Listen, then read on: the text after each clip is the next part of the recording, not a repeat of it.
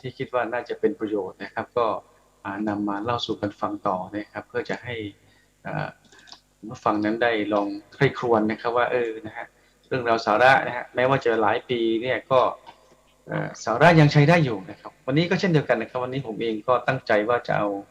เรื่องที่เคยพูดนะเคยเล่าเมื่อประมาณปี2555นะครับก็เป็นเรื่องเกี่ยวกับเรื่องของความสุขความทุกข์นะครับวันนั้นตั้งประเด็นว่าเงินกับความสุขนะครับก็ฟังแล้วเนี่ยสาระยังใช้ได้นะครับเพราะว่าถือว่าปัจจุบันนั้นนะฮะมนุษย์เรานั้นก็มีการพัฒนาทางวัตถุสิ่งของวัตถุเรียกว่าเทคโนโลยีต่างๆเนี่ยก็พัฒนาไปเยอะนะครับแต่ว่าสภาพจิตใจนะครับเรื่องของการเข้าใจชีวิตเรื่องของการดำเนินชีวิตอย่างถูกที่ถูกทางเนี่ยก็ยังเรียกว่าก็ยังดีระดับหนึ่งนะเพราะฉะนั้นเรื่องราวหลายๆอย่างเนี่ยประเด็นปัญหาหลายอย่างที่เคยมีในอดีตปัจจุบันนะก็ยังไม่ต่างจากเดิมวันนี้ก็จะเอาเรื่องราวที่ตั้งประเด็นว่าเงินกับความสุขมาเปิดให้ผู้ฟังได้ลองใคร่ครวญอีกครั้งหนึ่งนะครับครับก็คงจะใช้เวลาประมาณ1 ชั่วโมงนะหรือว่าเกือบ1 ชั่วโมงนะครับที่จะเอาเรื่องราวดังกล่าวมาเล่าสู่กันฟังนะครับครับก็คงเชิญคุณผู้ฟังรับฟังเรื่องราวสาระดังกล่าวได้นะครับประมาณ55นาทีนะครับถ้าจำไม่ผิดนะครับครับแล้วก็คงจะถึงช่วงสุดท้ายของรายการนะครับผมก็จะมีการเอาเรียกว่าพูดไปแล้วก็เปิดเพลงสลับกันไปนะครับเพื่อให้เป็นการเปลี่ยนบรรยากาศแล้วก็ไม่เบื่อจนเกินไปนะครับครับเชิญรับฟังครับได้มุ่งหวังตั้งใจนะฮะหรือว่าวางเป้าหมายไว้ว่าจะทำอะไรในอ่าอาจจะเป็นปีก็ได้นะครับโดยเฉพาะยิ่งเมื่อต้นปีนะเมื่อช่วงที่เริ่มต้นศักราชใหม่หลายคนตั้งใจว่าจะทำอะไรนะครับไม่ว่าจะเป็นสิ่งที่เป็นเรียกว่าเป็นเรื่องส่วนตัวหรือว่าเป็นเรื่องเกี่ยวกับงานหรือว่าเรื่องของสังคมอะไรก็แล้วแต่เนี่ยนะครับก็ต้องรีบทำแล้วแหละนะครับบางท่านอาจจะยังไม่ได้เริ่มทำนะครับบางท่านทำไปนิดหน่อยนะฮะบางท่านก็อาจจะทำไปได้ตามที่วางแผนไว้ก็แล้วแต่นะครับเพราะฉะนั้นโดยสรุปก็คือว่าเวลามันไม่รอเรานะครับมันไปเรื่อยๆนะครับมันไม่มีวันที่จะถอยกลับมานะฮะอะไรที่อาจจะต้องทำเมื่อณเวลาหนึ่งนะครับแต่หากว่าไม่ทำแล้วก็ทำต่อไม่ได้เนี่ยนะถ้าเกิดเวลาผ่านไปก็ไม่สามารถจะกลับมาทำได้อีกนะครับยกเว้นบางอย่างนั้นก็ยังสามารถที่จะทำได้นะครับโดยเฉพาะยิ่งเรื่องของการทำความดีนะครับการทำสิ่งที่เป็นประโยชน์กับตัวเราเองเป็นประโยชน์กับผู้อื่นนะเป็นประโยชน์ต่อสังคมนะฮะเป็นประโยชน์ต่อมวลมนุษยชาติก็ว่าได้นะครับเพราะฉะนั้นต้องรีบทำแล้วแหละนะครับเพราะว่าเวลามันเร็วจังเลยนะครับปีนี้นะครับหมดไปแล้วนะวันนี้เป็นวันสุดท้ายของเดือนที่3นะครับเพราะฉะนั้นต้องอย่าประมาทนะกับการดำเนินชีวิตประจำวันนะครับในการที่จะทำอะไรที่เป็นสิ่งดีงามนะครับก็พูดอย่างนี้ก็เตือนตัวเองด้วยนะครับคุยกับท่านฟังแล้วก็บอกตัวเองด้วยว่านะฮะผมเองก็มีอีกหลายอย่างที่ยังไม่ได้ทำนะครับที่คิดว่าจะทำในช่วงเวลา2-3 เดือนในต้นปีเนี่ยแต่ว่าบางอย่างก็ยังไม่ได้เริ่มทำเหมือนกันนะครับเพราะว่าก็อาจจะเป็นการแก้ตัวอีกนะครับว่ามันมีอะไรเยอะแยะเลยที่จะต้องทำเนี่ยนะครับไม่ว่าจะเป็นเรื่องของงานประจำนะฮะเรื่องของงานที่เป็นเรื่องสังคมเรื่องของที่เป็นครอบครัวอะไรต่างๆนะครับ ก็คงต้องบริหารจัดการเวลานะครับทุกคนนั้นเขาบอกว่าถ้าหากว่าเอาเวลาเป็นตัวชี้วัดว่าใครรวยกว่ากันนะฮะก็ไม่มีใครที่จะรวยกว่ากันถ้าหากว่าเอาเวลามาเป็นตัวชี้วัดนะครับทุกคนมีเวลาเท่ากันหมดนะครับแต่ว่าใครจะใช้เวลาให้เกิดประโยชน์นะครับให้เกิดคุณค่าสูงสุดก็แล้วแต่ว่าแต่ละคนนั้นจะบริหารจัดการนะจะให้คุณค่านะฮะจะให้ความสำคัญกับเวลา มากน้อยก็ต่างกันไปนะครับครับวันนี้แน่นอนครับรายการเพื่อสุขภาพใจก็คงจะต้องพูดคุยในเรื่องราวที่เกี่ยวกับเรื่องของสุขภาพจิตสุขภาพใจนะเรื่องของการดำเนินชีวิตนะครับเรื่องของความสุขความทุกข์นะครับก็คงจะเป็นเรื่องทำนองนี้อยู่นะฮะตะกี้ก่อนจะเข้ารายการก็ฟังนะครับผมก็ฟังขับรถมาผมก็เปิดสถานีนะว่าท่านรายการของท่านสามเณรสมพงษ์ท่านพูดอะไรยังไงบ้างนะครับก็เป็นเรื่องที่แน่นอนนะเป็นเรื่องของชีวิตเป็นเรื่องของความสุขความทุกข์เหมือนที่ว่านะครับแล้วก็เป็นเรื่องที่ถ้าเป็นภาษาฝรั่งเขาว่าเป็นธีมนะฮะเป็นธีมเป็นประเด็นนะฮะเป็นเรื่องเดียวกันนั่นแหละนะครับที่อาจจะมีแง่มุมที่สามารถที่จะพูดที่จะนำเสนอที่จะแลกเปลี่ยนได้แตกต่างหลากหลายนะครับ วันนี้รายการของเรานะฮะคงจะเชื่อมโยงจากวันเสาร์ที่แล้วนะครับวันเสาร์ที่แล้วนั้นเราพูดกันถึงเรื่องเกี่ยวกับเรามีคำถามนะครับ3 คำถามนะว่าที่เป็นรู้สึกจะตั้งชื่อว่าเป็น3 คำถามที่ต้องใคร่ครวญหรือว่าที่ควรจะใคร่ครวญนะครับก็คือพินิจพิจารณานะครับเริ่มตั้งแต่ว่าอ่าอะไรเอ่ยนะครับที่มนุษย์หรือว่าคนเรานั้นรู้จักน้อยที่สุดนะครับ แล้วก็ไปที่ปิ่นบอกว่าเมื่อก่อนคนเราเขาไม่ได้ศิเกิดมาลปินเขาเพื่ออะไรเป็นราชานะครับราชาแล้วเพลงลูกก็อีกคำทุ่งถามหนึ่งก็ที่คือว่าโด่งดังมากนะครับอะไรเอ่ยที่และผมก็มนุษย์ปิดท้ายกลัวด้วยมากที่สุดนะครับเพลงท่านที่ฟังรายการอยู่ท่านก็คงจะก็คือคุณได้รับสายัฟังนสัญญาทัศนะไปแล้วที่นะครับจริงๆก็ฟังวันนี้ไม่จบก็คงจะเป็นเรื่องคปิดรายการล้ายๆกันคก่อนล้ายๆจะเป็นคำถามเหมือนกัน ถือ แต่ ว่า ว่า วัน เป็น นี้ ป ก็ ระ จะ เด็น ได้มา ที่ เล่าสู่กันฟัง คิดว่า เป็น น่าจะเหมาะ ลำดับ หรือเปล่า เรื่องราว กับช่วงของการช่วงของวัน ป สิ้น ระวั เดือ ติ น ข แล้ อ ว ง ก็ นักร้อง รู้สึกจะเป็น ศิล วัน ปิน นี้หรือพรุ่งนี้ไม่แน่ใจ เมื่อก่อน ว่า เขา จะ ไม่ได้ เป็นวัน ศิลปิน ที่หลายคน เขาเป็นราชา นะครับตั้งตารอ รา ค ชา อย เพลง นะ ลู ครับ กทุ่งที่ ก็คือวันหวยออก โด่งดังมากนะครับหลายท่านหลายคนมีความคิดหรือว่ามีทัศนะต่อชีวิตว่านะฮะคนเรานั้นเรื่องของความสุขก็เป็นสิ่งที่มนุษย์ต้องการเหมือนที่ว่านะครับมนุษย์นั้นต้องการความสุขหรือว่าปรารถนาความสุขแต่แล้วก็ไม่ปรารถนาความทุกข์หรือว่าเกลียดความทุกข์นะรักสุขเกลียดทุกข์นะครับแต่สิ่งที่มนุษย์ส่วนใหญ่หรือว่าส่วนหนึ่งนะฮะมากทีเดียวว่ามองหรืออ่าเรียกว่ามองเรื่องของตรงเนี้ยนะฮะว่าถ้าหากว่าจะให้มีความสุขแล้วก็ไม่ยากนะครับขอให้มีเงินนะฮะ ขอให้มีวัตถุสิ่งของเงินทองมากๆก็มีความสุขแน่นอนนะครับคำถามก็คือว่าจริงหรือนะครับที่วัตถุสิ่งของเงินทองนั้นจะทำให้มนุษย์นั้นมีความสุขนะจะทำให้มนุษย์ทุกคนมีความสุขเสมอไปหรือมีความสุขตลอดไปนะครับถ้าไม่มีแล้วจะไม่สุขจริงหรือนะครับเป็นคำถามที่น่าคิดนะครับอย่างไรก็แล้วแต่นะครับพูดอย่างนี้แล้วหลายคนอาจจะเถียงในใจว่าผู้พูดไม่เชื่อหรืออย่างไรนะ ก็ไม่เชิงว่าจะไปปฏิเสธหรือว่าจะไปต่อต้านนะเรื่องของ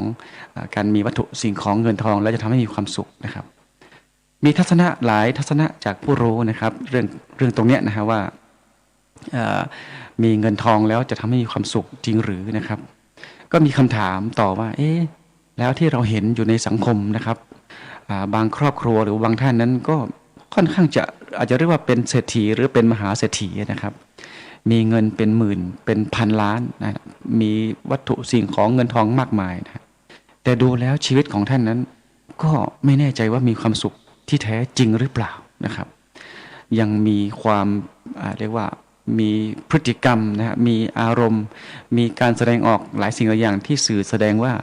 ก็ไม่น่าจะใช่ความสุขนะครับอันนี้ก็เป็นตัว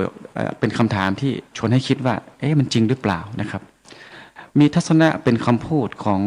ผู้รู้ท่านหนึ่งนะหลายท่านคงจะรู้จักท่านแน่ก็คือท่านพระมหาวุฒิชัยวชิระเมธีหรือท่านอาจารย์วอบอกว่าท่านมีทัศนะบอกว่าเงินทองวัตถุสิ่งของนั้นนะเป็นเพียงปัจจัยเอื้ออำนวยความสะดวกนะครับแต่ไม่ใช่ดัชนีชี้วัดความสุขหรือความสำเร็จของชีวิตนะฮะก็น่าคิดนะครับหลายท่านก็อาจจะคิดต่อแล้วว่ามันอาจจะใช่หรือเปล่านะครับเพราะฉะนั้นเดี๋ยวสักครู่นะครับเราจะพูดคุยกันนะฮะแล้วก็อาจจะมีการเปลี่ยนบรรยากาศนะฮะพักเสียงผู้พูดด้วยนะฮะโดยการเปิดเพลงนะพยายามจะสรรหาเพลงที่จะเข้ากับเรื่องราวที่พูดนะครับครับวันนี้คงจะพูดคุยกันในประเด็นนี้แหละครับว่ามีเงินมีทอง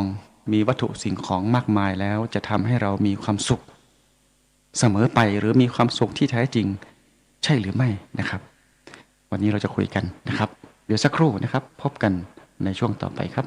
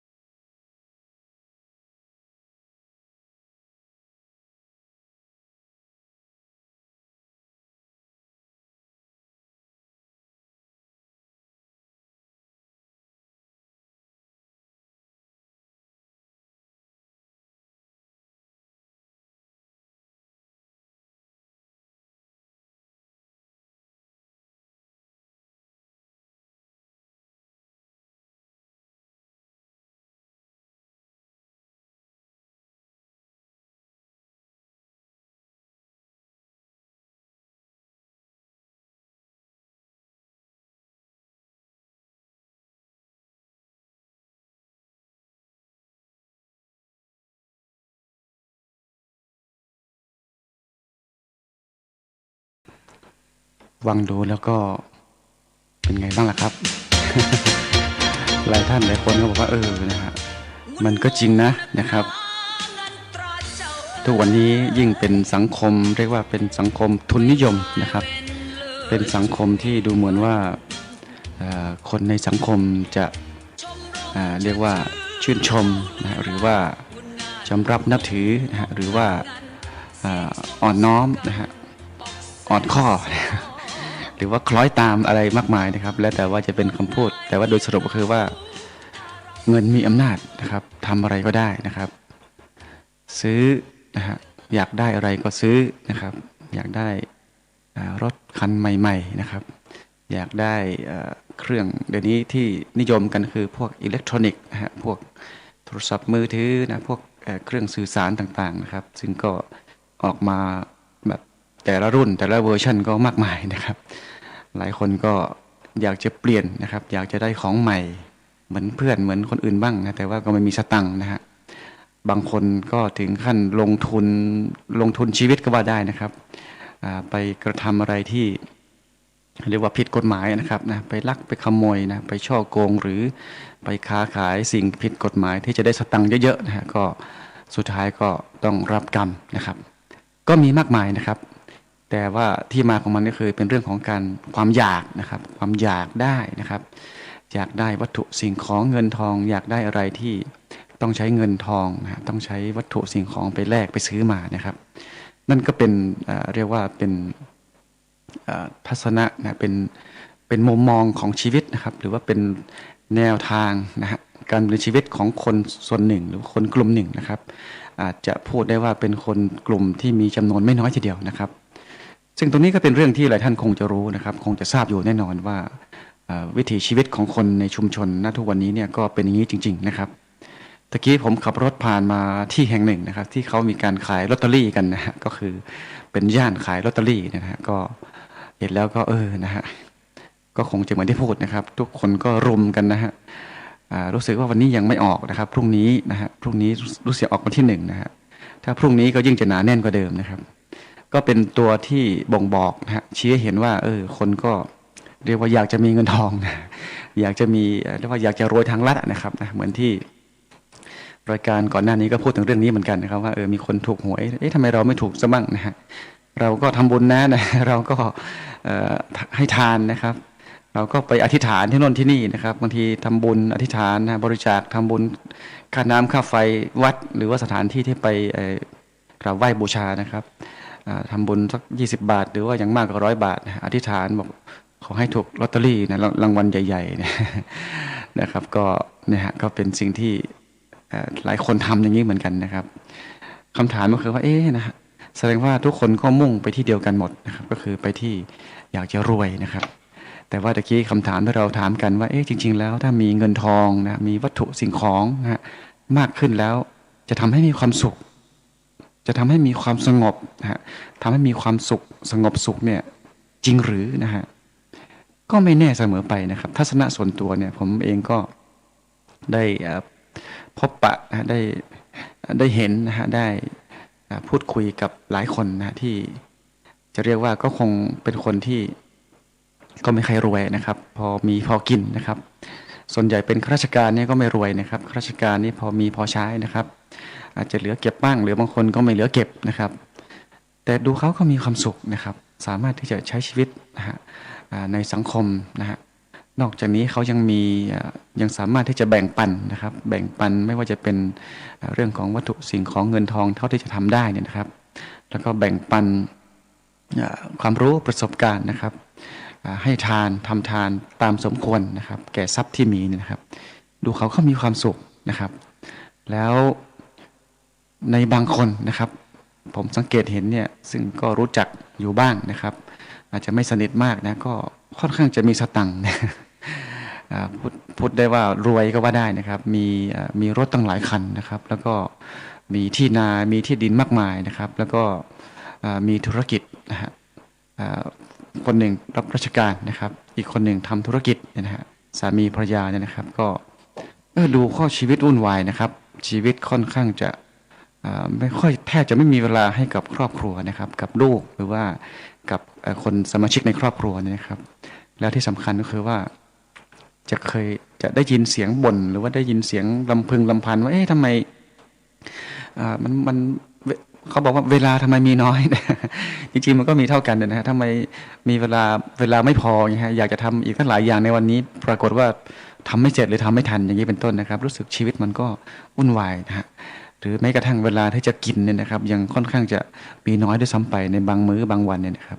เพราะฉะนั้นคำถามคือว่าเอ๊ะแล้วเขามีความสุขจริงหรือนะครับซึ่งก็วัดยากนะครับแต่ถ้าดูจากสิ่งที่ปรากฏเนี่ยค่อนข้างจะไม่ค่อยสงบใช้คำว่าไม่สงบก็แล้วกันไม่ค่อยจะนิ่งนะฮะค่อนข้างจะวุ่นวายนะครับค่อนข้างจะชีวิตแต่ละวันนั้นมันไม่ค่อยจะมีเวลาที่จะพักนะครับไม่รู้ว่าสุขจริงหรือเปล่าเราก็ไม่รู้นะครับเพราะฉะนั้นนี่ก็เป็นเรื่องราวเป็นสถานการณ์อันหนึ่งที่ยกตัวอย่างให้เห็นภาพสองภาพหรือว่าสองด้านของเหรียญนะฮะว่าด้านหนึ่งเนี่ย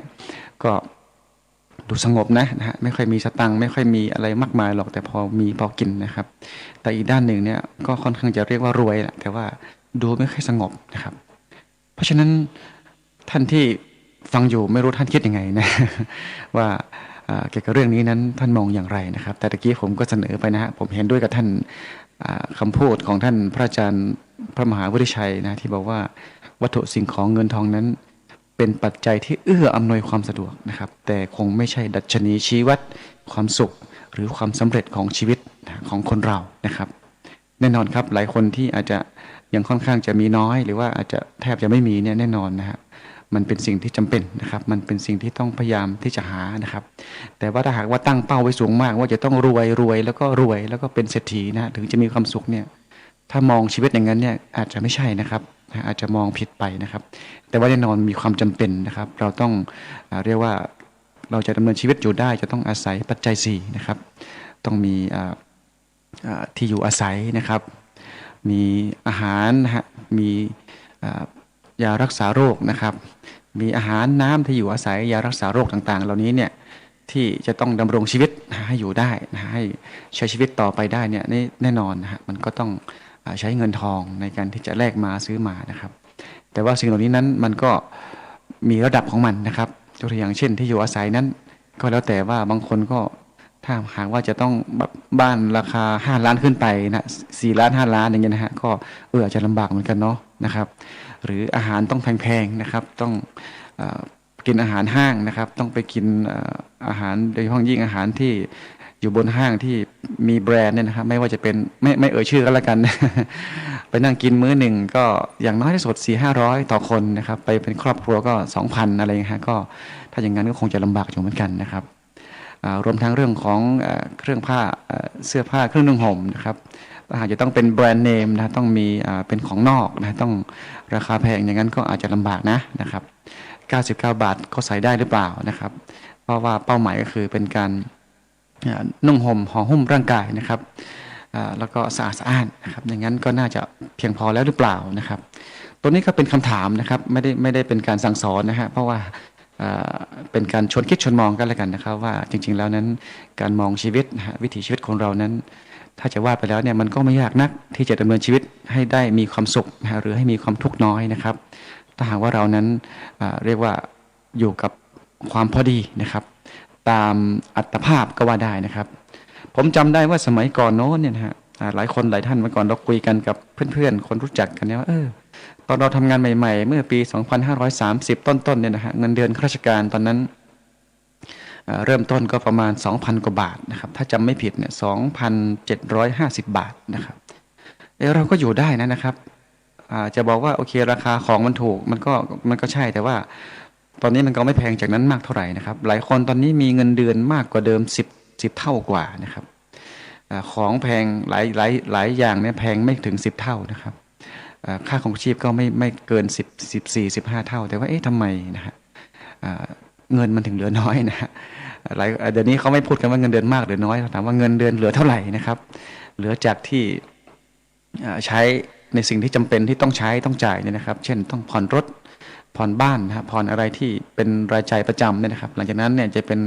เงินที่เหลือมาใช้ในชีวิตประจำวันเนี่ยการซื้ออาหารหรือการอะไรก็แล้วแต่นะครับมันเหลือเท่าไหร่ตรงนั้นสำคัญกว่านะ จำนวนเงินเดือนเนี่ยไม่เท่าไหร่นะครับบางคนมีเงินเยอะนะแต่ว่าเหลือไม่เยอะนะแต่บางคนเงินไม่ค่อยมากแต่ว่าเหลือเยอะนะก็มีเพราะฉะนั้นตรงนี้ก็สำคัญนะครับครับพูดถึงเรื่องนี้พูดไปเรื่อยๆนะนะครับท่านที่ฟังอยู่นะฮะรายการเพื่อสุขภาพใจนะครับวันนี้เราพูดกันถึงเรื่องของอาจจะเรียกว่าเป็นความสุขกับวัตถุสิ่งของเงินทองก็ว่าได้นะครับแต่ว่าผมเริ่มต้นด้วยคำถามว่าการมีวัตถุสิ่งของเงินทองมากมายแล้วจะทำให้เรามีความสุขเสมอไปจริงหรือเปล่านะครับใช่ไหมนะครับเพราะฉะนั้นก็เป็นสิ่งที่ก็ชวนคิดชวนมองนะครับท่านที่ฟังอยู่นะครับอาจจะมีทัศนะมุมมองเกี่ยวกับเรื่องนี้ก็สามารถโทรร่วมรายการก็ได้นะครับปกติรายการก็ไม่ค่อยได้เปิดสายหน้าไมค์เท่าไหร่นะครับเป็นรายการสดนะครับออกอากาศที่ศูนย์การเรียนรู้เทโลกราชวัดป่าแดงมหาวิหารนะครับรายการเพื่อสุขภาพใจนะครับซึ่งดำเนินรายการโดยผมสมบัติสกุลพันธ์นะครับหน้าไมค์ก็ได้นะครับ053-811-761นะครับหรือถ้าจะโทรหลังไมค์ก็ได้เบอร์เดิมหรือโทรศัพท์มือถือก็ได้นะครับ081-884-1937นะครับหน้าไมค์053-811-761นะครับมือถือส่วนตัวนะครับแนะนำส่วนตัวก็ได้นะครับ081-884-1937นะครับกับรายการเพื่อสุขภาพใจนะครับเดี๋ยวพบกันในช่วงต่อไปครับ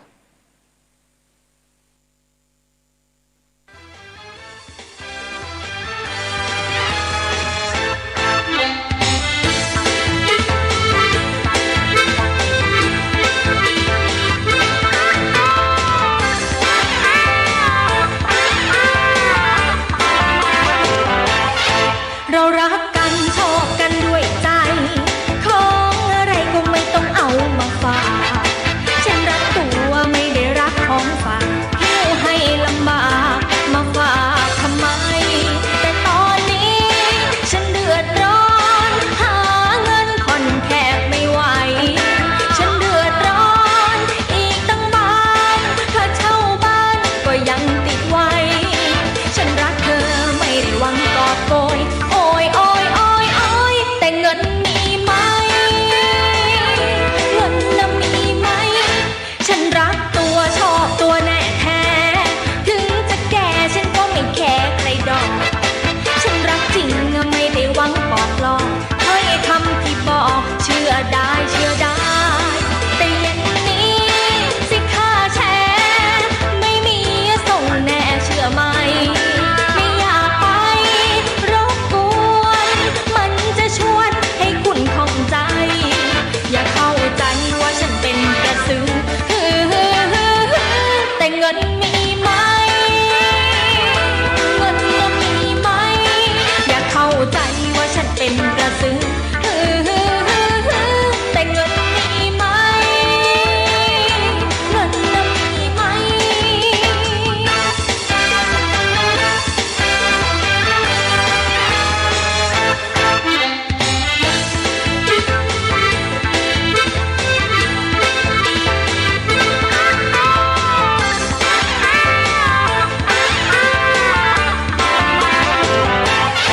ฉันรักตัวชอบตัวแน่แท้ถึงจะแก่ฉันก็ไม่แคร์ใครดอกฉันรักจริงไม่ได้หวังปอกหลอกถ้อยคำที่บอกเชื่อได้แต่เย็นนี้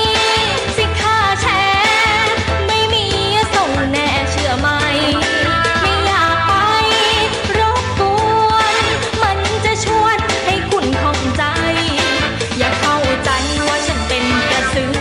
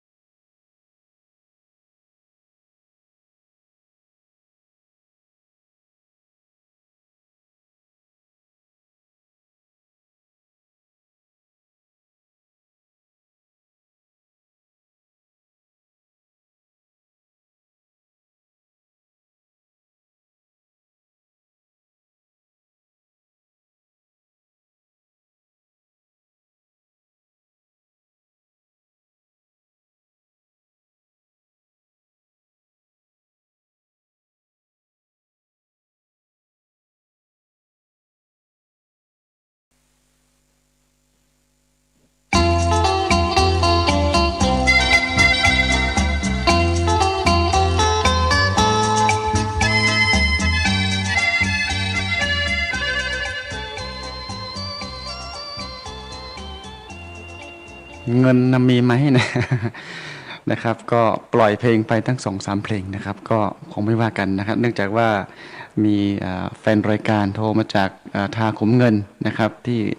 อำเภอแม่ทานะครับก็บอกให้กำลังใจนะครับก็ขอบคุณนะครับที่มีคนรับฟังนะครับก็รู้สึกคลื่นเราก็จะไปไกลอยู่เหมือนกันนะครับอำเภอแม่ทาก็ผ่านภูเขาไปหลายลูกอยู่นะฮะครับขอบคุณครับที่โทรมาให้กำลังใจนะครับจริงๆจะโทรหน้าไมค์ก็ได้นะครับครับเปิดเพลงไป2เพลงนะครับเพลงแรกบอกดูเหมือนฟังตอนแรกๆเหมือนก็ไม่ต้องการเงินนะแต่พอ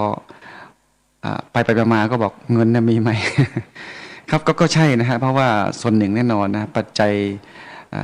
4เหมือนที่ว่าเนี่ยนะครับมันต้องใช้เงินนะในการที่จะซื้อหามานะครับแต่ว่าถ้าหากว่าเรานั้นเรียกว่าวางเป้านะหรือว่าตั้งไว้สูงเกินไปเนี่ยนะครับมันก็จะทำให้ไปไม่ถึงตรงนั้นนะครับแล้วสุดท้ายเนี่ยพอไปไม่ถึงมันก็เกิดความทุกข์นะครับมีนิยามอันหนึ่งนะของท่านพระพรหมคุณาภรณ์เหมือนที่พูดนะครับว่าท่านพูดถึงความสุขนะฮะความสุขทางโลกของเราเนี่ยนะฮะหรือที่เรียกว่าเป็นกามสุขเนี่ยนะครับหรือว่าเป็นโลกียสุขเนี่ยนะฮะท่านบอกว่าความสุขคือความสมอยากสมปรารถนานะครับ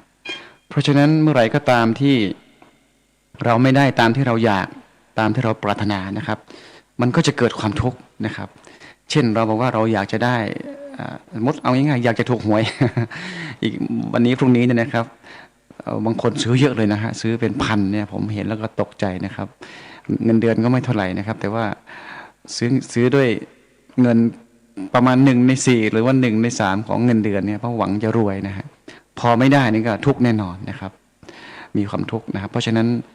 ถ้าไม่ได้ตามที่หวังที่ตั้งไว้เนี่ยก็จะเกิดความทุกข์นะหรือไม่สมอยากนะครับเพราะฉะนั้นก็คงต้องเรียกว่าทำความเข้าใจหรือว่ามองชีวิตใหม่แล้วแหละนะครับว่าจริงๆแล้วนั้นชีวิตคนเรานะฮะ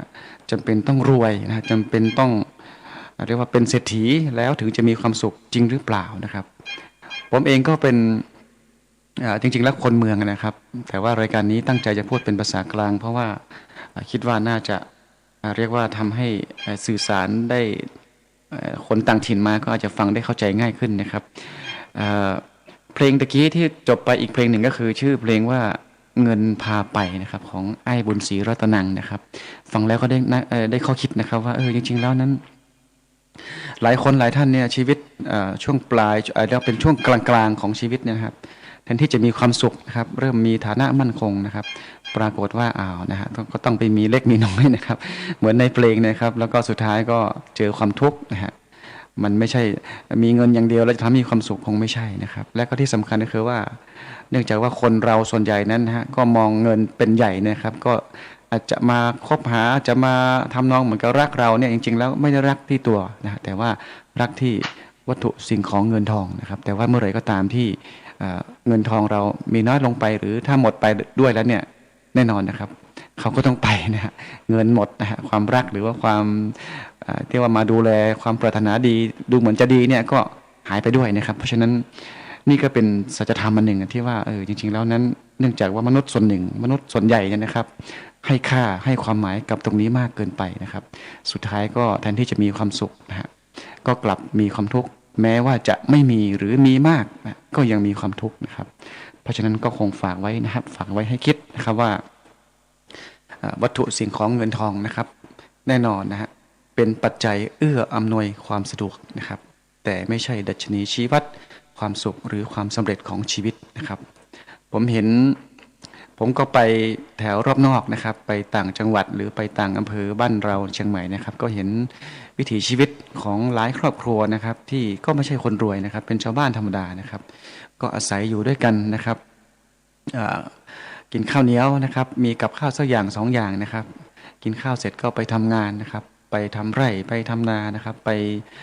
ตามวิถีชีวิตปกตินะครับก็มีความสุขนะฮะดูมีความสุขดูจากอะไรก็ดูจากการไปพูดคุยกับเขานะดูสีหน้ายิ้มแย้มนะครับดูจากวิถีชีวิตแต่ละวันก็ไม่เร่งรีบนะครับไม่ต้องกุลีกุจอไม่ต้องโอ้โหนะชีวิตเหมือนกับบางคนบอกอยากให้มีเวลามากกว่า24ชั่วโมงอย่างนั้นมันคงไม่ใช่ความสุขนะครับความสุขน่าจะเป็นความสงบสุขนะครับเพราะว่า ตัววันนี้นั้นหลายคนนะฮะอาจจะมองหรือว่าอาจจะให้นิยามความสุขนะฮะโดยมองผ่านผมมีทัศนะของท่านอาจารย์ท่านหนึ่งนะคือท่านศาสตราจารย์เกียรติคุณดร.แสงจันทร์งามอีกนะฮะวันก่อนก็เอ่ยถึงท่านนะครับท่านบอกว่ามนุษย์ทุกวันนี้นั้นนะฮะอยู่กับ3 สอนะครับแต่ว่าสอที่4เนี่ยจะมีน้อยหรือแทบจะไม่มีนะครับสอแรกก็คือมนุษย์นั้นต้องการนะครับหรือว่าอยากจะให้มีนะฮะหรืออยู่กับแต่เรื่องของสิ่งที่เรียกว่าเป็นความสะดวกนะครับสะดวกนะครับทุกอย่างจะต้องเอาสะดวกนะถ้าไม่สะดวกแล้วก็เกิดความทุกข์นะครับจะลุกจะนั่งนะครับจะดูทีวีนี่ก็ต้องมีรีโมทกดรีโมทไม่ลุกนะครับ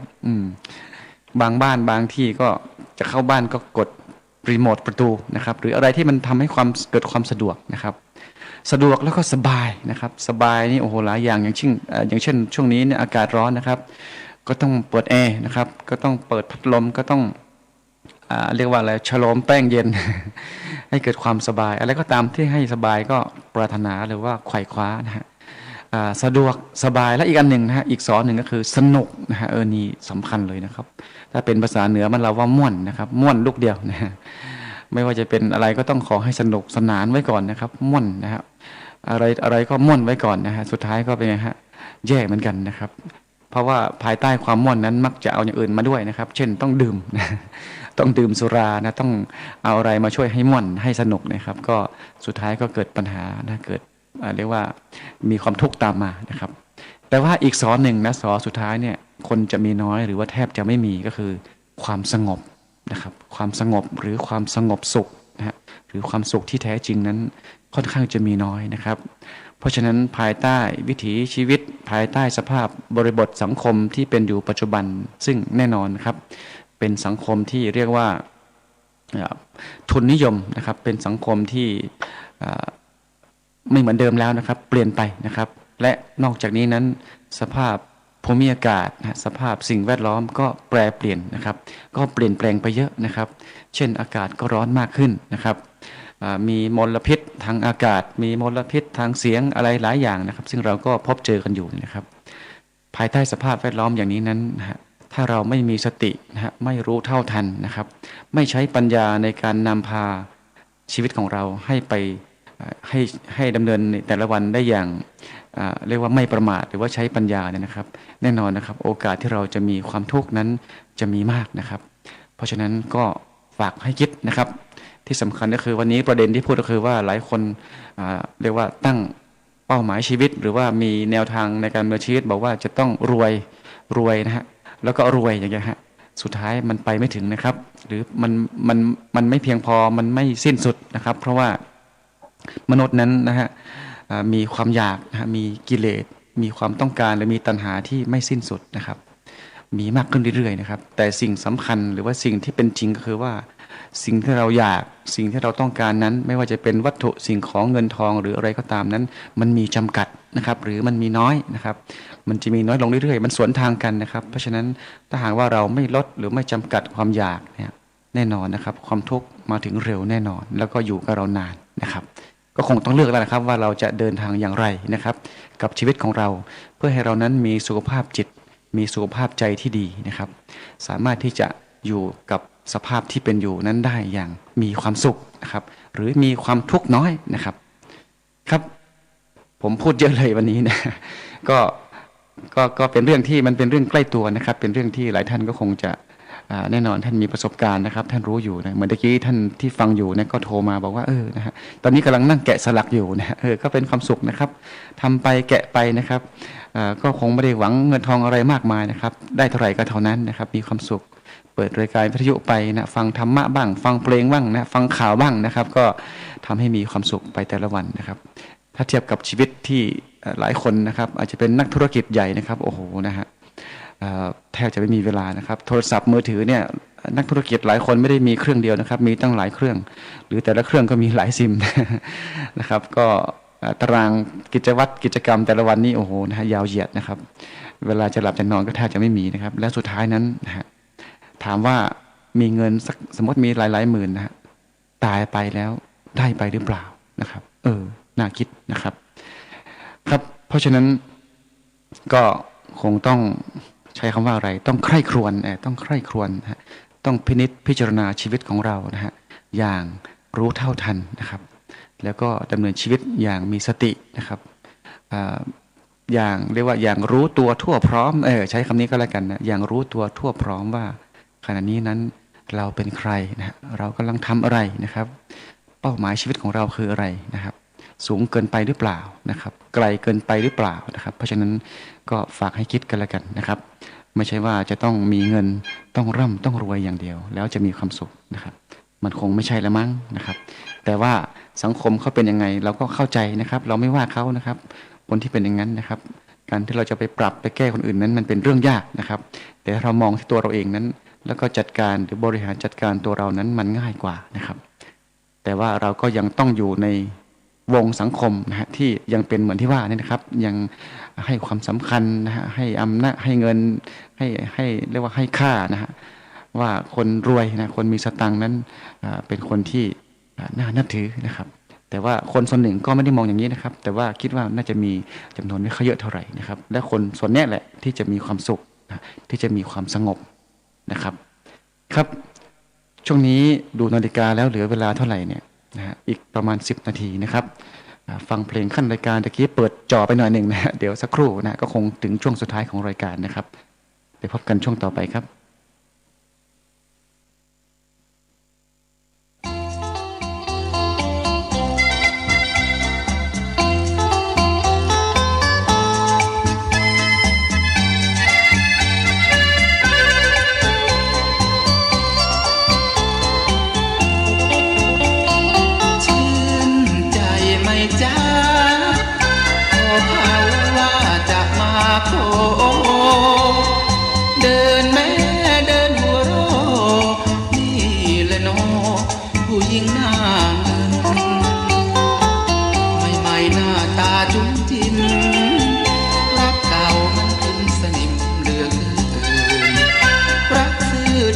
เขาซื้อด้วยเงิน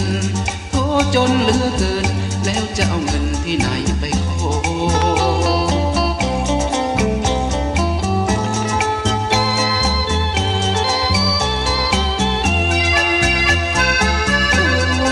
คนใจร้า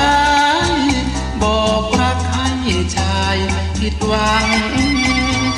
ใจเอ้ยใจจะคลั่งขาดความดำน้องนางไม่รอช่างเถอะข้านวลไม่สนเพราะพี่นี้มันคนจนโมโสรักแท้เพราะเงินมาแตกแยกกอน้องจึงไม่รอเพราะเรามันบ้าโทหน้าไม่อาย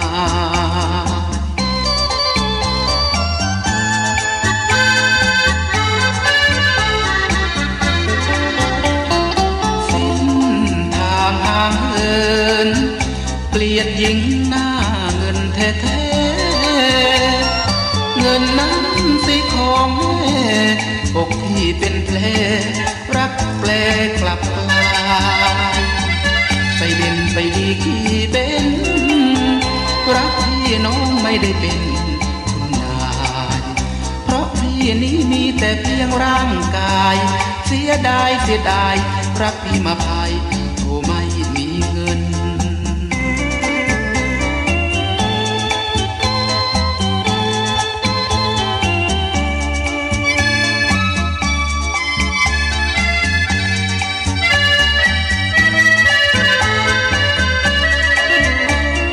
สิ้น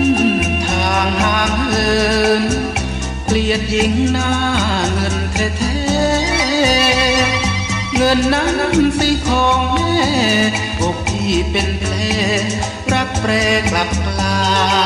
ยไปเด่นไปดีกี่เบ้นรักพี่น้องไม่ได้เป็นคุณนายเพราะพี่นี้มีแต่เพียงร่างกายเสียดายรักพี่มาพายโทไม่มีเงิน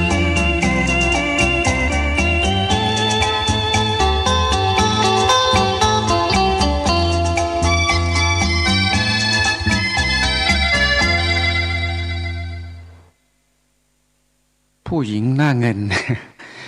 เงินอีกแล้วนะครับก็ไม่ว่ากันนะครับ มันมีอย่างนี้อยู่เยอะนะครับ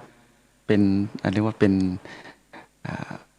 เรียกว่าอะไรเป็นค่านิยมของสังคมนะครับที่เป็นอย่างนี้นะครับแต่ว่าส่วนหนึ่งก็ไม่ใช่อย่างนี้นะครับนะฮะเมื่อกี้รายการของท่านสามเณรสมพงศ์ก็พูดถึงเรื่องของความรักนะพูดถึงเรื่องของคู่รักนะครับถ้ารักกันด้วยเงินนะครับเหมือนเพลงตะกี้ด้วยนะครับเพลงของพี่บุญศรีนะครับสุดท้ายพอเงินหมดก็ความรักหายนะครับแต่ถ้ารักด้วยใจนะครับรักแล้วก็ปรารถนาดีต่อกันนะครับรักจากภายในนะครับโดยการมองความดีนะมองสิ่งที่เป็นสิ่งดีงามนะครับเรื่องของเหมือนที่ท่านพูดเมื่อกี้ต้องมีศีลเสมอกันนะครับมีจาคะเสมอกันนะครับแล้วก็ที่สำคัญก็คือมีปัญญาในที่นี้คงไม่ใช่เป็นปัญญาที่เป็นปัญญาทางโลกนะครับหมายว่าไม่จำเป็นต้องเรียนสูงทางโลกก็ได้นะครับแต่ว่าปัญญาคือเป็นปัญญาทางธรรมนะครับเป็นโลกุตระนะครับมีความเข้าใจชีวิตนะครับมองชีวิตที่ไม่ต่างกันนะครับไม่จำเป็นจะต้องเรียนสูงนะครับจบป .4 นะฮะก็อาจจะเข้าใจชีวิตนะฮะได้มากได้ลึกซึ้งนะฮะได้ดีกว่าคนที่จบปริญญาเอกด้วยซ้ำไปนะครับตรงนี้ผมกล้าพูดเพราะว่าผมก็เคยเห็นนะครับหลายท่านเนี่ยผมเป็นอาจารย์ในมหาวิทยาลัยนะครับผมเห็นอาจารย์ไม่ได้ว่าท่านนะครับสถานที่หนึ่งเนี่ยนะฮะในสถาบันการศึกษาแห่งหนึ่งนะฮะไม่น้อยกว่า1 คนนะครับก็เรียนสูงนะครับคุณวุฒิการศึกษาก็สูงนะครับตำแหน่งวิชาการก็ถึงรองศาสตราจารย์นะฮะหรือผู้ช่วยศาสตราจารย์แต่ว่าดูแล้วท่านไม่ค่อยเข้าใจชีวิตเท่าไหร่นะครับจากที่เราประเมินนะครับเพราะฉะนั้นแน่นอนครับปัญญาที่ว่านี้คือเป็นปัญญาที่เป็นเรื่องของปัญญาทางธรรมนะครับเพราะฉะนั้นเมื่อไรก็ตามที่คู่ชีวิตนั้นมีปัญญาเสมอกันเหมือนที่ว่านะครับแน่นอนชีวิตก็จะราบรื่นนะครับแม้ว่าจะยากจนก็สามารถอยู่ด้วยกันได้นะครับหรือจะร่ำรวยขึ้นมาก็อยู่ด้วยกันได้นะครับไม่ใช่ว่าร่ำรวยขึ้นมาแล้วก็เอาใจออกห่างอยากจะไปมีความสุขทางกามนะเป็นกามสุขนะความสุขจากการได้กินได้สัมผัสนะได้ลิ้มรสนะได้ตามที่ต้องการนะอย่างนั้นก็ถ้าเป็นอย่างนั้นก็แย่นะฮะแน่นอนไม่มีความยั่งยืนนะครับชีวิตก็เกิดปัญหาแน่นอนนะครับครับพูดไปพูดมาเวลาก็หมดซะแล้วนะครับรายการเพื่อสุขภาพใจนะครับพบกับคุณฟังทุกท่านนะในช่วงเวลาประมาณ 9 โมงจนถึง 10 โมงนะฮะในทุกๆวันเสาร์นะครับวันเสาร์นี้คงต้องถึงช่วงสุดท้ายของรายการนะครับที่ต้องนำรายการจะต้องฟังไปก่อนนะครับพบกับรายการของเราอีกครั้งหนึ่งในวันเสาร์หน้านะครับก่อนจากกันในวันนี้นะครับผมฝากข้อคิดนะฮะเป็นเกี่ยวกับเรื่องที่เราพูดกันคล้ายๆนี่แหละนะครับเรื่องของชีวิตเรื่องของวัตถุสิ่งของเงินทองนะครับเป็นบทกลอนของท่านถ้าจะไม่ผิดเป็นของท่านหลวงพ่อโตนะครับที่ท่านได้รจนาไว้นานแล้วแหละนะครับที่บอกว่ายศและลาภหาไปไม่ได้แน่มีเพียงแต่ต้นทุนบุญกุศลทรัพย์ของเราเนี่ยฮะทรัพย์สิ่งของเงินทองเนี่ยครับทรัพย์ของเราก็ยังต้องตกเป็นของปวงชนนะแม้ร่างตนเขาก็เอาไปเผาไฟเจ้าเกิดมามีอะไรมาด้วยเล่าเจ้าจะเอาแต่สุขสนุกฉะไหนเจ้ามาเปล่าแล้วเจ้าจะเอาอะไรเจ้าก็ไปตัวเปล่าเหมือนเจ้ามานะครับรวยเป็นหมื่นเป็นแสนล้านก็เอาไปไม่ได้นะครับแต่ว่าทุกวันนี้มนุษย์ก็ยังให้ค่าให้ความสำคัญกับเงินมากมายนะครับเราก็เพียงแต่เข้าใจนะครับและใช้ปัญญาในการพิจารณาในการใช้ชีวิตอยู่ในสังคมทุกวันนี้ยังมีความทุกข์น้อยนะครับแล้วพบกันวันเสาร์หน้าสวัสดีครับ